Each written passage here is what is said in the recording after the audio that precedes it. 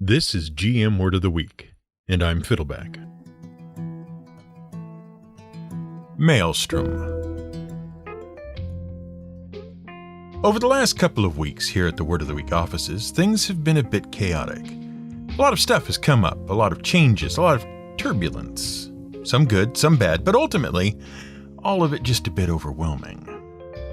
Life can be like that sometimes, right? Everyone's gone through that.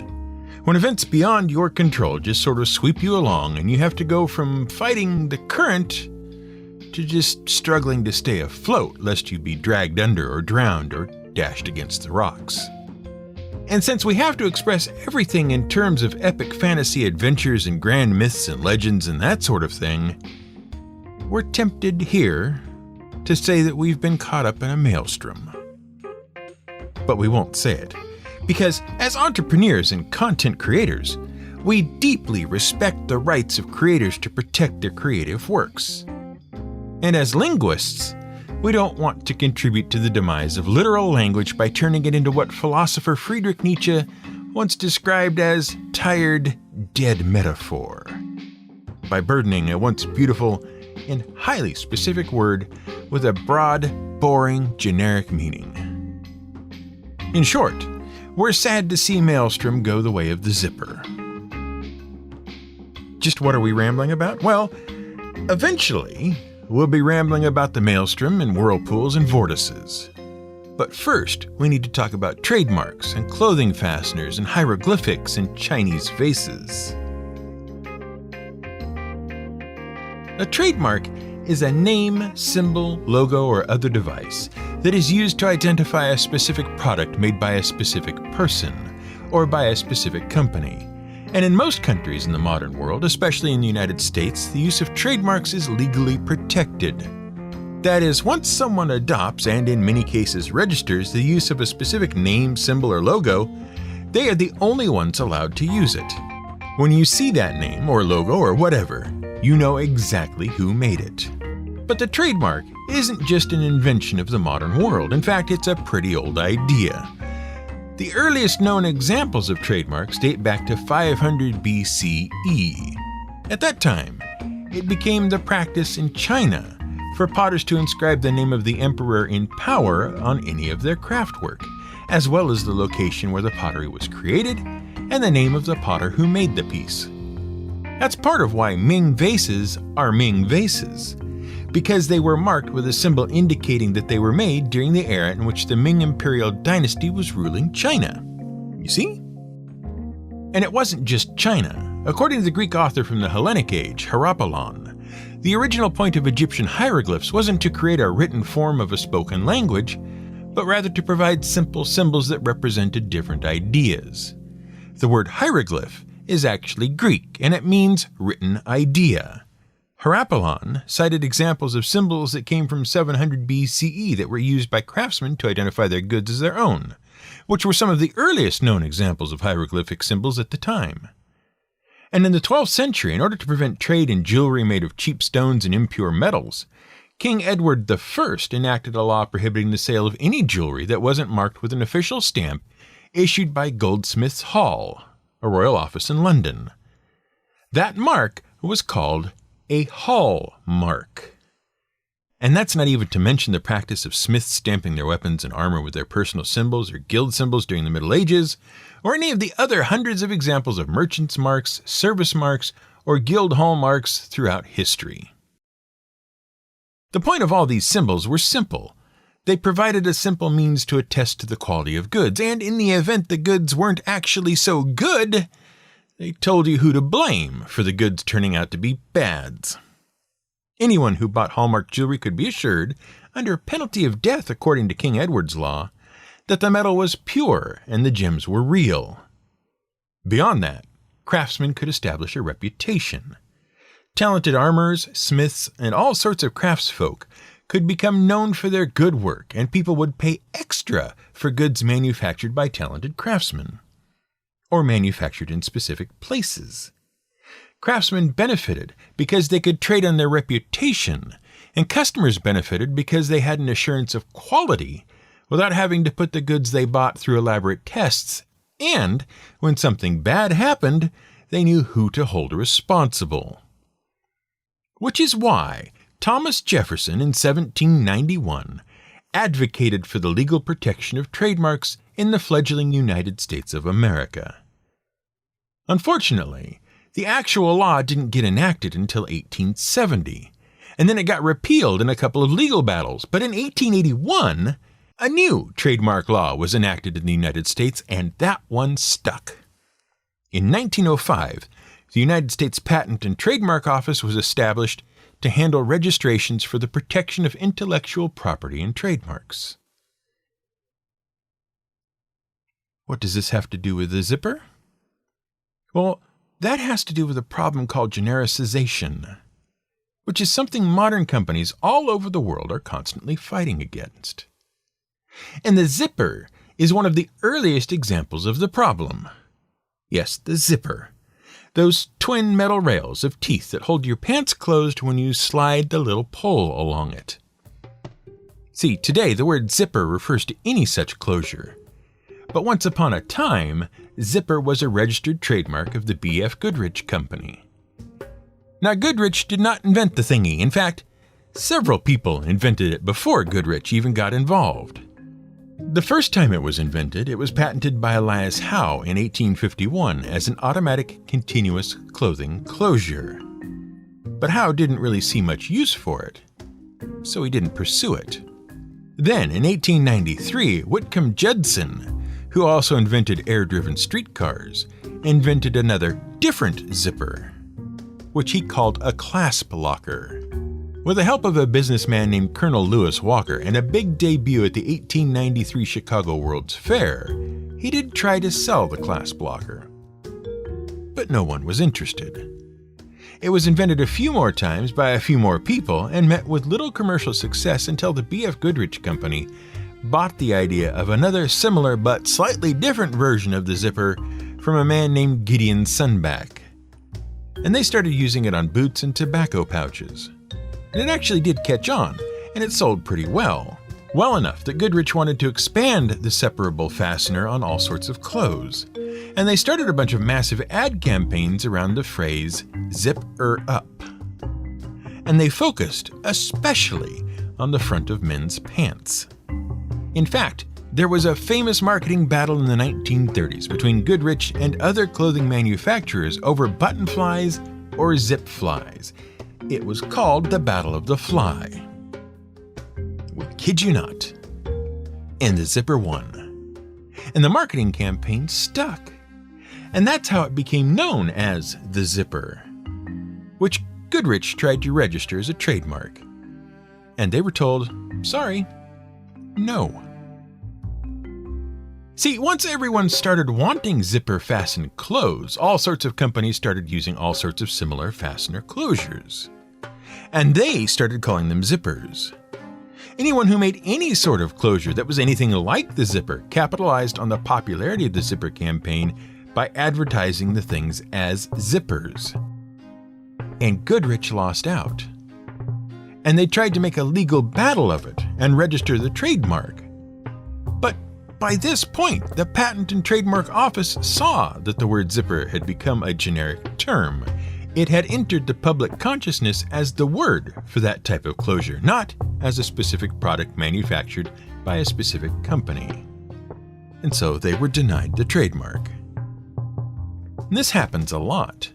And companies are constantly fighting against it because a company that has spent years and millions of dollars establishing a reputation connected to a specific name or brand can lose it all if that word becomes so commonly and generally used that the Patent and Trademark Office decides the trademark doesn't mean anything anymore.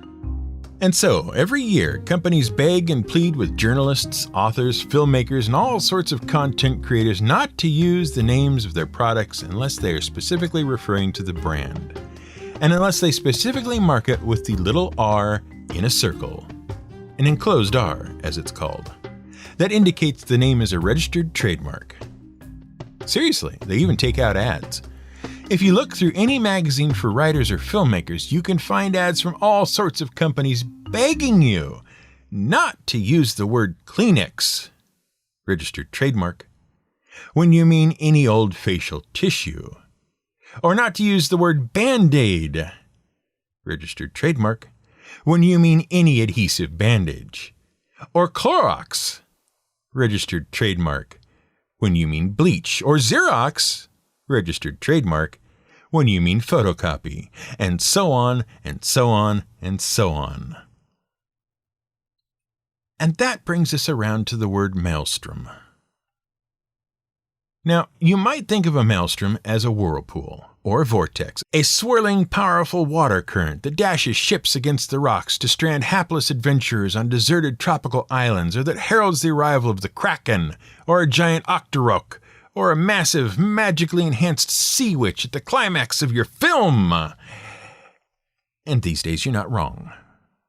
But that's only because the word maelstrom has become genericized.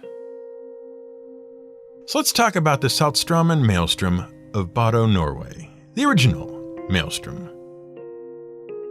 Just north of the Arctic Circle, along the coast of Norway, near the town of Bodø, there's this fjord. That's fjord, not Ford, registered trademark, the automotive manufacturer. Basically, a fjord is a long, narrow inlet whose sides are generally high, steep cliffs. True fjords are basically valleys cut into the coastline by glaciers. But the term has become a generic name for any such narrow inlet surrounded by high cliffs. Every 6 hours at this particular fjord, the tides change. Now, we've not really talked about tides before in much detail, but we assume you know that all of the seawater on Earth basically sloshes around, gravitationally attracted to the moon. As the moon revolves around the Earth, it pulls the water up beneath it and on the side of the Earth opposite to it, and that creates a rising and falling of the sea level, right? That's the tide, which has nothing to do with Tide, registered trademark, the laundry detergent. So, when the sea level rises and falls along the coast of Norway, obviously, the water inside the fjord tries to rise and fall along with it. That's how water works. But the inlet's mouth is particularly narrow. It's less than 2 miles wide. And for the water level in the fjord to rise and fall, about 105 million gallons of water have to run in or out of the 2-mile wide gap. And it's chaos, especially because of the jagged rocky coastline and rough, shallow seabed that plays havoc with the water current. What you get is an indescribable rush of water, roaring deafeningly and spinning off all sorts of vortices and whirlpools, some as wide as 30 feet and up to 15 feet deep. And at this point, we should talk a bit about the difference between a maelstrom, a whirlpool, and a vortex. And also mention that we are not discussing the Whirlpool, registered trademark, brand of dishwashing appliances. Whirlpools and vortices happen when water currents encounter opposing currents or obstacles. As a result of the collision, the current is diverted and begins to flow in a circular direction.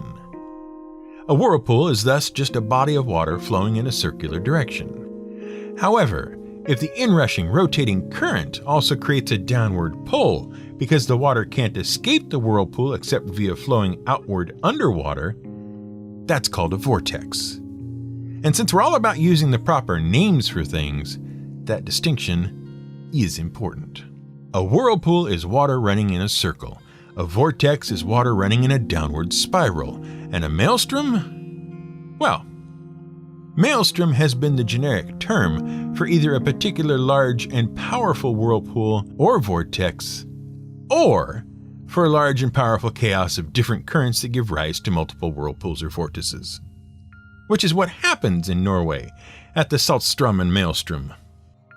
The massive amounts of water being forced through a very narrow gap very quickly, where the currents are deflected by the rough shore, the seabed, and submerged rocks, leads to powerful, clashing currents flowing every which way, colliding and spinning up multiple whirlpools and vortices. And the Saltstraumen Maelstrom got the name Maelstrom from an old Dutch word which means crushing stream. And it was first called out on Dutch maps and named such in the 1560s. Now, we should note that what's happening at Saltstraumen, Norway, is not that unusual. In fact, there's places all over the world where clashing water currents, especially tidal currents, give rise to constant or else fairly regular whirlpools, vortices, and maelstroms. The Saltstromen maelstrom is recognized as the biggest, fastest, and most powerful such maelstrom. But there is also the nearby Maelstrom maelstrom in the Lofoten archipelago in Norway, and the popular Naruto no Uzushio or Naruto whirlpools, which have nothing to do with the Naruto, registered trademark, comic book series. Well, not nothing, but we're not going to discuss Naruto right now. And there's the Old Sow whirlpool in New Brunswick, Canada, and many more. Now, obviously, whirlpools and vortices are evocative things, massive spirals of water that trap ships and drag them down to the watery depths. Well, at least that's how the stories go. Because in truth, except in places along the coast, whirlpools and vortices aren't really much danger to ships at all. In fact, whirlpools rarely occur away from coastlines. And they are mostly invisible, just circular flowing currents that can, sometimes, divert smaller ships. It's only where there's clashing currents and obstacles close to the surface that you really get such powerful currents. Smaller vessels can sometimes get dragged under or capsized by a powerful vortex, but the greater danger is that such vessels can be dashed into the coast or into underwater obstacles. But that doesn't prevent whirlpools and vortices and maelstroms from popping up in all sorts of myths and legends. Take, for example, Charybdis, a massive sea monster that has played havoc with multiple Greek heroes who took to the sea. Most notably Odysseus in the Odyssey, and Jason in Jason and the Argonauts. Originally, Charybdis was a sea nymph, a sort of natural spirit of the sea, born of the union between Poseidon the god and the Titan Gaia. Charybdis was the goddess of the tides, and she and her dad, Poseidon, actually got on pretty well, and they did many father-daughter activities that mostly involved conquering coastal lands that Zeus had laid claim to. They had this trick where Poseidon would spin up a massive storm at sea, and then Charybdis would ride the storm directly at some coastal area, flooding the whole thing, inundating town, sweeping away forest, the whole shebang. As you can imagine, Zeus wasn't too happy about this. He wanted to get rid of Charybdis, but he had to do so in a way that didn't screw with the tides, because those were important, for reasons.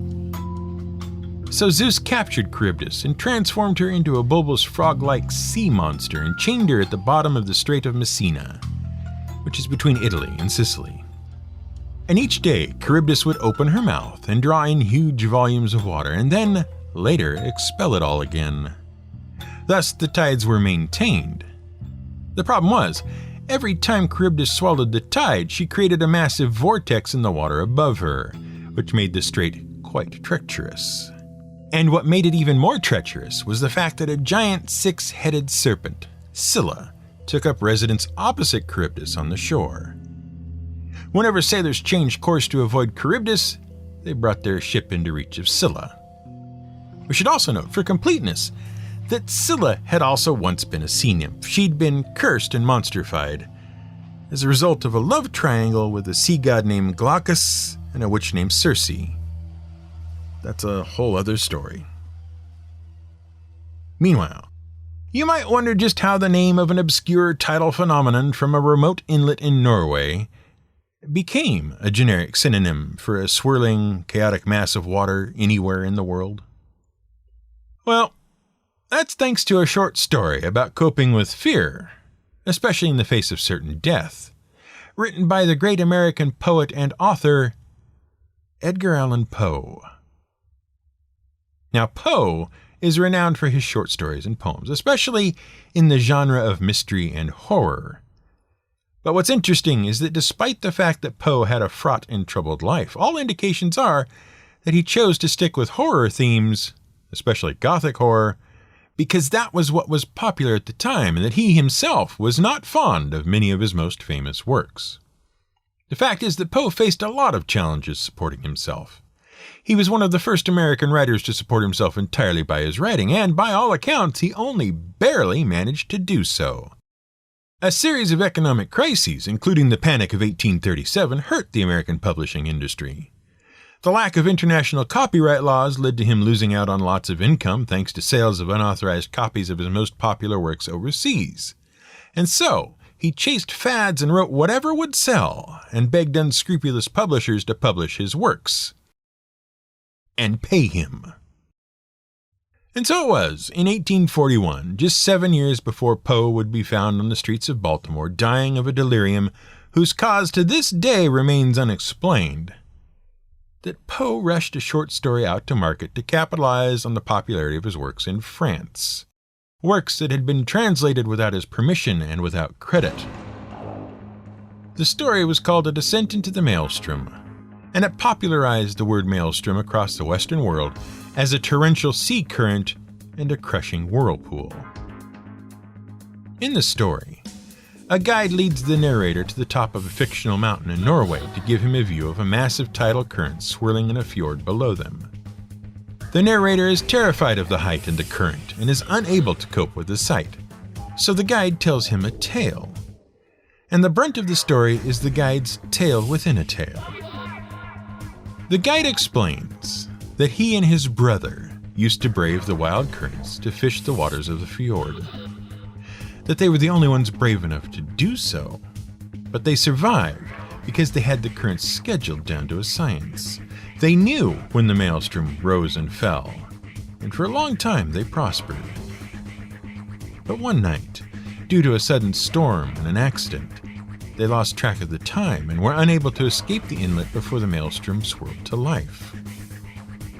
The ship was caught and it was being swallowed by the massive swirling vortex. The guide's brother was insensible with panic, and at first, so was the guide.